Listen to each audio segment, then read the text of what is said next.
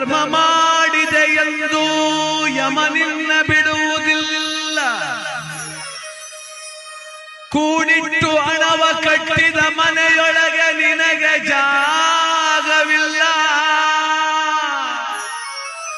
ನನ್ನವಳೆಂದು ಕೈ ಹಿಡಿದು ಕರೆತಂದ ಮಡದಿ ನಿನ್ನ ಜೊತೆಗೆ ಬರುವುದಿಲ್ಲ. ಮುದ್ದಾಡಿ ಸಾಕಿದ ಮಕ್ಕಳು ನಿನ್ನ ಜೊತೆ ಬರುವರಲ್ಲ.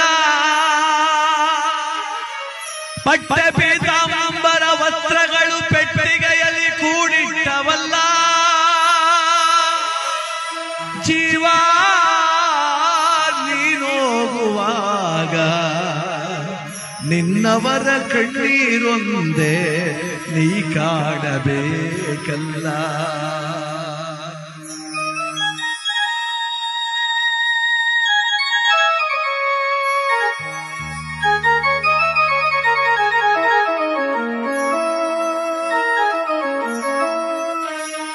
ದಿಂಬಾದಲ್ಲಿರುವ ಜೀವ ಕಂಬಸೂತ್ರ ಬೊಂಬೆಯಂತೆ. ದಿಂಬಾದಲ್ಲಿರುವ ಜೀವ ಕಂಬಸೂತ್ರ ಬೊಂಬೆಯಂತೆ. ಎಂದಿಗಾದರೊಂದು ದಿನ ಸಾವು ತಪ್ಪದೋ, ಸಾವು ತಪ್ಪದೋ. ದಿಂಬಾದಲ್ಲಿರುವ ಜೀವ ಕಂಬಸೂತ್ರ ಬೊಂಬೆಯಂತೆ. ಎಂದಿಗಾದರೊಂದು ದಿನ ಸಾವು ತಪ್ಪದೋ, ಸಾವು ತಪ್ಪದೋ.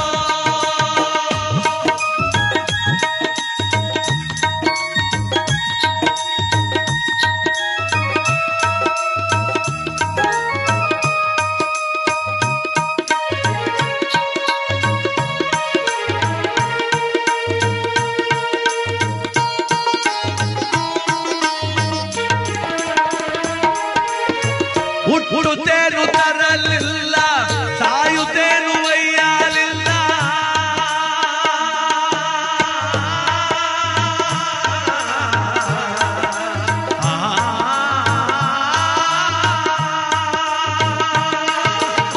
ಹುಟ್ಟುತ್ತೇನು ತರಲಿಲ್ಲ, ಸಾಯುತ್ತೇನು ಒಯ್ಯಲಿಲ್ಲ. ಸುಟ್ಟು ಸುಟ್ಟು ಸುಣ್ಣಾದರಳು ಆಯಿತಿದೆ ಪ್ರತಿ ಕ್ಷಣ ನೋಡ್ತೀವಿ. ಹುಟ್ಟು ಸಾವು ನೋಡ್ತಾನೆ ಇದೀವಿ ಜಗತ್ತಲ್ಲಿ. ಒಂದು ದಿವಸಕ್ಕೆ ಅದೆಷ್ಟು ಜನ ಹುಡ್ತಾರೋ, ಒಂದಿನಕ್ಕೆ ಅದೆಷ್ಟು ಜನ ಸಾಯ್ತಾರೋ. ಆ ಸತ್ಯ ಗೊತ್ತು ನಮಗೆ. ಒತ್ಕೊಂಡಾಗೇನು ಹೋಗ್ಲಿಲ್ಲ, ಬಂದಾಗೇನು ತರಲಿಲ್ಲ. ಅದ್ರ ಮಧ್ಯೆ ಹಾಳಾದ ಭಾವ ಬಿಡ್ತಿಲ್ಲ. ಹೋಗೋತು 3 ಎಕರೆ ಗದ್ದೆ ತೆಗೆದು ಬಿಡ್ಬೇಕು, ನಾ ಸಾಯತ್ತಿಗೆ 4 ಮನೆ ಕಟ್ಬಿಡ್ಬೇಕು, ನನ್ನ ಮಕ್ಕಳು ಹೆಂಡ್ತಿ ಭಾಳ ಸೇಫ್ಟಿ ಆಗಿದ್ಬಿಡು. ಏನು ಸೇಫ್ಟಿ ಮಾಡಿಯಪ್ಪ, ಏನು ಸೇಫ್ಟಿ ಮಾಡ್ತಿ? ಬರಬಾರ್ದು ಕಾಯಿಲೆ ಬಂದರೆ ಅದೇ ಜಮೀನು ಮಾರಿ ನಿನ್ನ ಆಸ್ಪತ್ರೆಗೆ ಸೇರಿಸ್ತಾರೆ. ಮಗ ಕೆಟ್ಟವನಾದ್ರೆ ತಿಥಿ ಆದ 1 ತಿಂಗಳಿಗೆ 3 ಸಲ ಅಗ್ರಿಮೆಂಟ್ ಮಾಡಿ ಮಡಗ್ತಾನೆ. ನೀನೇನು ಸೇಫ್ಟಿ ಮಾಡುದು ಅವ್ರನ್ನ? ನಾನು ಎಲ್ಲರನ್ನೂ ಸುಭದ್ರವಾಗಿ ಇಟ್ಬಿಡ್ತೇನೆ. ಲಕ್ಷ್ಮಣನ್ನು ರಾಮನ್ನು ಬಾಲದ ಕೋಟೆ ಒಳಗೆ ಮಡಿಕ ಕೂತಿದ್ನಂತೆ ಆಂಜನೇಯ. ನಾನು ರಕ್ಷಣೆ ಮಾಡ್ಬಿಡ್ತೀನಿ ರಾಮನ್ನ ಅಂತ. ಅವನ ಮಹಿರಾವಣ ಬಂದು ನೆಲದೆಲ್ಲ ಕೊರ್ಕೊಂಡು ಹೊತ್ಕೊಂಡು ಹೊಂಟೋಗ್ಬಿಟ್ಟ ಅವ್ರ. ಹಂಗೆ ನಮ್ಮ ಜೀವನ. ನಾವ್ಯಾರನ್ನೂ ಕೂಡ ಸೇಫ್ಟಿ ಮಾಡಿ ಇಟ್ಬಿಟ್ರೆ, ನಾನು ಆಸ್ತಿ ಮಾಡಿ ಇಟ್ಬಿಟ್ರಲ್ಲ, ನನ್ನ ಮಕ್ಕಳು ಚೆನ್ನಾಗಿರ್ತಾರೆ. ಅದಕ್ಕೆ ಹುಟ್ಟುತ್ತೇನು ತರಲಿಲ್ಲ, ಸಾಯುತ್ತೇನು ಒಯ್ಯಲಿಲ್ಲ. ಸುಟ್ಟು ಸುಟ್ಟು ಸುಣ್ಣಾದರಳು ಆಯಿತಿ ದೇಹ, ಆಯಿತಿ ದೇಹ. ಹೊಟ್ಟೆ ಬಲು ಕೆಟ್ಟದ್ದೆಂದು ಎಷ್ಟು ಕಷ್ಟಪಟ್ಟೆಯ ಪ್ರಾಣಿ. ಹೊಟ್ಟೆ ಬಲು ಕೆಟ್ಟದ್ದೆಂದು ಎಷ್ಟು ಕಷ್ಟ ಮಾಡಿದರು. ಬಿಟ್ಟು ಹೋಗುವಾಗ ಗೇಣು ಬಟ್ಟೆ ಕಾಣದೋ, ಬಟ್ಟೆ ಕಾಣದೋ. ನೋಡಿ, ವೆಂಕಟೇಶಣ್ಣ ಕೂಡಿಟ್ರು ಹಣ ಅಂತ 5,000 ಕೈ ಕೊಟ್ಟು ಕಳ್ಸಿವ. ವಸ್ತೊಂದು ಬಟ್ಟೆ ಉಡ್ಸ್ಬಿಟ್ಟು ಅರ್ಧ ಹಾಕ್ಬಿಟ್ಟು ಕಳ್ಸಿರೋದು ನಾವು. ಬಿಟ್ಟು ಹೋಗುವಾಗ ಗೇಣು ಬಟ್ಟೆ ಕಾಣದೋ. 1 ಗ್ರಾಮ್ ಚಿನ್ನ ಬಿಡೋದಿಲ್ಲ ದೇಹದ ಮೇಲೆ. ನಮ್ಮ ಸ್ನೇಹಿತ ಹೆಂಡತಿ ತುರೋಗ್ಬಿಟ್ಟಿದ್ಲು ಮೊನ್ನೆ. ಹೋಗಿದ್ದೆ, ಅಳ್ತಾವನ್, ಬಾಪ ಉಮೇಶ್ ಬಾರೋ, ನೋಡಪ್ಪ ನನ್ನ ಮನೆ ಹಿಂಗಾಗೋಯ್ತಲ್ಲೋ, ನನ್ನ ಮನೆ ಮಹಾಲಕ್ಷ್ಮಿ ಹೆಂಗ್ ಹೊಂಟೋದ್ಲು ನೋಡೋ, ಹೆಂಗ್ ಮನ್ಗವಳು ನೋಡೋ. ಬಡತನ ಕಿತ್ಕ ತಿಂತಿದ್ಕನೋ, ಮದುವೆ ಮಾಡ್ಕ ಬಂದ್ಮೇಲೆ ನನ್ನ ಮನೆ ಐಶ್ವರ್ಯ ಉಕ್ಬಿಡ್ತು. ಅವಳು ಮದುವೆ ಮಾಡ್ಕೊಂಡ್ಮೇಲೆ 4 ಎಕರೆ ಗದ್ದೆ ತಗೊಂಡೆ, 3 ಮನೆ ಕಟ್ತೆ, 3 ಮಕ್ಳು ಮದುವೆ ಮಾಡಿದೆ, 1.5 kg ಚಿನ್ನ ಮಾಡಿಸ್ತೆ, 5 kg ಬೆಳ್ಳಿ ಮಾಡಿಸ್ತೆ, 3 ಕಾರ್ ತಂದೆ. ಚೇರ್ಮನ್ ಎಲ್ಲ ಆದ್ನಲ್ಲೋ. ಅವಳೇ ಹೊಂಟೋದ್ಮೇಲೆ ಮನೆ ಯಾಕೆ, ಮಠವೇ ಯಾಕೆ, ಆಸ್ತಿ ಯಾಕೆ, ಒಡವೆ ಯಾಕೆ, ವಸ್ತ್ರವೇ ಯಾಕೆ, ಥೂ ನಂದೊಂದು ಜನ್ಮ. ಅಲ್ಲೊಂದು ಹುಡುಗ ನಿಂತಿದ್ದ. ನಟರಾಜ ಬಾಯ್ಲಿ ಅಂದ. ಏನಣ್ಣ ಅಂದ. ಇದು ಆ ಮೂಗ್ಬಟ್ಟು ಬಿಚ್ಕೊಬಿಟ್ರಪ್ಪ, ಬೆಂಕಿಗೆ ಹಾಕಿಬಿಟ್ಟರು ಅಂತ. ಮನೆ ಮಠ ಏನು ಬೇಡವಂತೆ, 3 ಗ್ರಾಮ್ ಚಿನ್ನ ಬೇಯಿಸ್ಬಿಡ್ತಾರೆ ಅಂತ ಯೋಚನೆ ಬಂದು ಕೂತ್ಗೆ ಮ್ಯಾಕೆ ನಮ್ಮ ಜೀವನ. ಅದಕ್ಕೆ ಮಹನೀಯರು ಜ್ಞಾನಿಗಳು ಹೇಳ್ತಾರೆ ಬಂಧುಗಳೇ, 10-8 ಲಕ್ಷ ಗಳಿಸಿ ಮತ್ತೆ ಸಾಲದೆಂದು ಬರರ, 10-8 ಲಕ್ಷ ಗಳಿಸಿ ಮತ್ತೆ ಸಾಲದೆಂದು ಬರರ, ಅರ್ಥಕ್ಕಾಗಿ ಆಸೆ ಪಟ್ಟು ನ್ಯಾಯ ಮಾಡುವರೋ, ಸುಳ್ಳು ನ್ಯಾಯ ಮಾಡುವರೋ, ಬಿದ್ದ ಬೆಳಸು ತನ್ನ ತೆಂಬು ವ್ಯರ್ಥ ಚಿಂತೆ ಮಾಡಿ ಬರಿದೆ, ಬಿದ್ದ ಬೆಳಸು ತನ್ನ ತೆಂಬು ವ್ಯರ್ಥ ಚಿಂತೆ ಮಾಡಿ ಬರಿದೆ, ಸತ್ತು ಹೋದ ಮೇಲೆ ಅರ್ಥ ಯಾರಿಗಾವುದೋ, ಯಾರಿಗಾವುದೋ.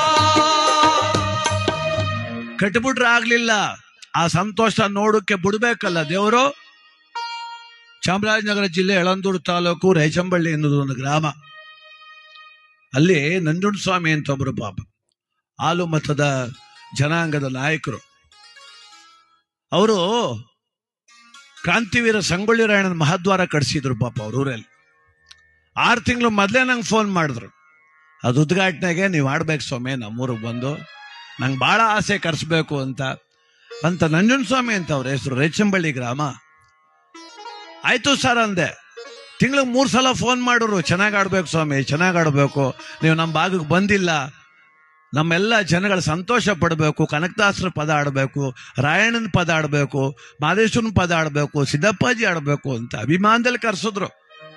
ನಮ್ಮ ತಂಡ ಅಲ್ಲಿಗೆ ಹೋದ್ರೆ ಅವ್ರಿಗೆ ಏನು ಆನಂದವೋ, ಬಹಳ ಸಂತೋಷ ಅವ್ರಿಗೆ. ನಾಳೆ ಉದ್ಘಾಟನೆ ಬೆಳಗ್ಗೆ, ಇವತ್ತು ಸಂಜೆ ನಮ್ಮ ಕಾರ್ಯಕ್ರಮ. ಎಲ್ಲ ಊಟ ಮಾಡಿಸಿದ್ರು. ನಿಮ್ಗೇನು ಬೇಕು ಸ್ವಾಮಿ, ಸಮಯ ಕಮ್ಮಿ ನನಗೆ, ನಾನು ರಾತ್ರಿಯೆಲ್ಲ ಆಡೋದಿಲ್ಲ ಸ್ವಾಮಿ, ಒಂದು 3 ಗಂಟೆ ಟೈಮ್ ಆಡ್ತೀನಿ ಅಂದರೆ, 1 ಗಂಟೆ ಆಡಪ್ಪ ನೀನು, 1 ಗಂಟೆ ಆಡು ಸಾಕು, ನಮ್ಗೆ ಆಡ್ಬೇಕಷ್ಟೇ. ಎಲ್ಲ ರೆಡಿ ಮಾಡ್ದೋ, ವಾದ್ಯ ಸ್ಟೇಜ್ ಮೇಲೆ ಕೂತ್ಕೊಂಡೆ, ಒಂದು ಪ್ರಾರ್ಥನೆ ಆಡಿದೆ. ಸ್ಟೇಜ್ ಮೇಲೆ ಬಂದು ಹೂನಾರ ಹಾಕ್ಬಿಟ್ಟು ಕೆಳಕ್ಕೆ ಹೋಗಿ ಕೂತ್ಕೊಂಡವ್ರು ಮ್ಯಾಕ್ ಕೇಳಲೇ ಇಲ್ಲ. ನಾಲ್ಗೆ ಕಚ್ಚಿದ್ರು, ನೊದ್ಲೆ ಸುರಿಯಿತು, ನಿಲ್ಸ್ರಪ್ಪ ಅಂದ್ರು. ಪಕ್ಕದಲ್ಲೇ ಒತ್ಕೊಂಡು ಓಡೋದ್ರು ಆಸ್ಪತ್ರೆಗೆ, ಅಲ್ಲಿಂದ ಫೋನ್ ಮಾಡಿದ್ರು ಸತ್ತೇ ಹೋದ್ರು ಅಂತ. ಎಷ್ಟು ಚಂದ ಕಟ್ಟಡ ಕಟ್ಸಿ, ಎಷ್ಟು ಮಹದ್ವಾರ ಕಟ್ಸಿ, ಎಷ್ಟು ಚೆನ್ನಾಗಿ ಕರ್ಸಿ ಅನ್ನ ಹಾಕ್ಬೇಕು ಅಂತ ಆಸೆ ಇಟ್ಟು ಮನುಷ್ಯನ ಭಗವಂತ ಉದ್ಘಾಟನೆ ನೋಡಕ್ ಬಿಡ್ಲಿಲ್ಲಲ್ರಿ. ಎಷ್ಟು ಚೆನ್ನಾಗಿ ಅರ್ಥ ಮಾಡ್ಕೋಬೇಕು ಗೊತ್ತಾ ನಾವು ಈ ಜೀವನ. ನಾವೆಲ್ಲ ಕರ್ತವ್ಯ ಪಜ್ಞರಷ್ಟೇ. ಬೆಳಿ ಯೋಗ್ಯತೆ ಇದೆ, ಅನುಭವಿಸು, ತಿನ್ನು ಯೋಗ್ಯತೆ ನನಗೆ ಕೊಟ್ಟವನ. 10 ಎಕರೆ ತುಂಬಾ ಭತ್ತ ಬೆಳೆದ್ಬಿಟ್ರೆ ಏನ್ ಬಂತು, ಶುಗರ್ ಬಂದ್ರೆ ಅನ್ನ ತಿನ್ನಂಗಿಲ್ಲ.